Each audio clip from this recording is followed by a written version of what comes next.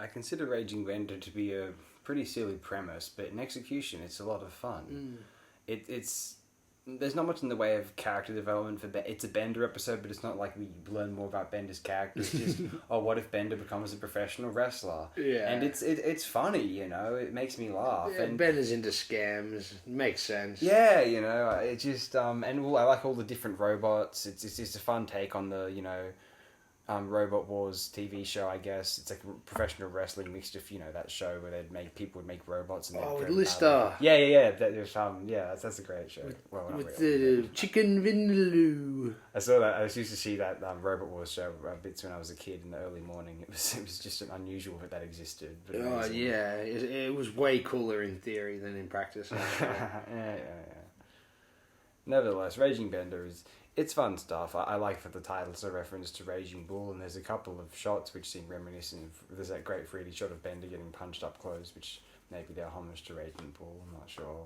Yeah, that when it briefly goes into black and white. Oh, of course, yeah. In that 3D shot. That's actually a really good shot. I only kind of noticed for the first time that it looks pretty... It's held up pretty nice. A lot of the 3D animation parts in... Especially Season 2. Season 1's ones are a bit clunky. I like them in that they've got a bit of a retro 90s CG feel to them. But by Season 2, they look a bit more artistic, like a cel-shaded video game or something, like a Jet Set Radio or Wind Waker.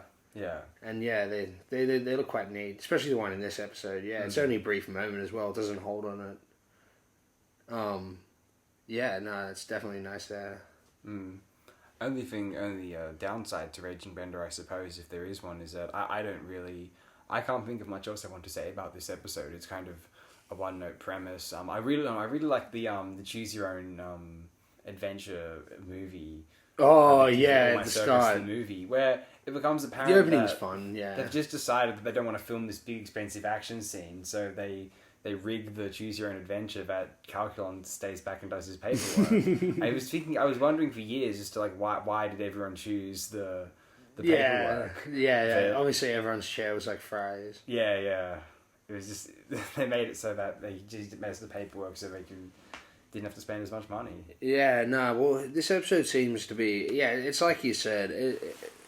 It's a kind of clunky premise, and it's really good in execution. There's just a lot of funny jokes. It's not the sort of thing that captivates you in rewatching it, but the jokes do make it worth it somewhat.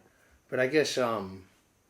Yeah, we seem to be falling into a pattern by this point in Season 2 that similar to like noticing in Season 1, whereby about this point there was a fairly distinct pattern to it with these sort of episodes that have really wafer thin premises but are just really well executed, Yeah.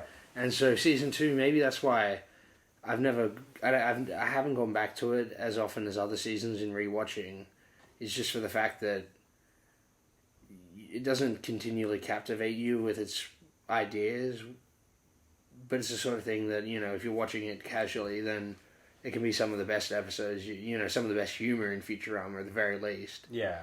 So there are moments there that... I think that's why I keep, standing for that Nixon episode, because that episode has captivated me years later. Yeah. In a way that maybe none of the other episodes in the season do. Okay. Interesting, because we've watched most of Season 2, I think, by now, and so none so far have... Because there's still some to go, which may... No, there definitely are. I think you mentioned Mother's Day a little earlier. Yeah, that episode's very interesting. Brilliant, yeah. It's definitely Season 2's not like this trash television or anything. God, no, of course. I'm just comparing it to the other Futurama seasons. But, maybe Season 2 will look better once we get to Season 3 and Season 4. But, yeah, I'm just noticing this distinct pattern right now. And so I guess it's a case of what you want out of a Futurama episode. Season 2's got its own style, which I can't complain about that. If every season is fairly distinct, which maybe is a criticism of 3 and 4, they feel less distinct in my mind. They feel more like a pair. Whereas Season 1 and 2 aren't really a pair. Yeah. In the same way. And 2 and 3, for example, don't feel like a pair. Mm-hmm. So yeah, I guess this episode's a good indication of just season 2 where it's at. It's like the mean, the average season 2 episode. That's a great point. Yeah. So great, I think we may as well end it there. Yeah, let's see you guys next time on the flip side.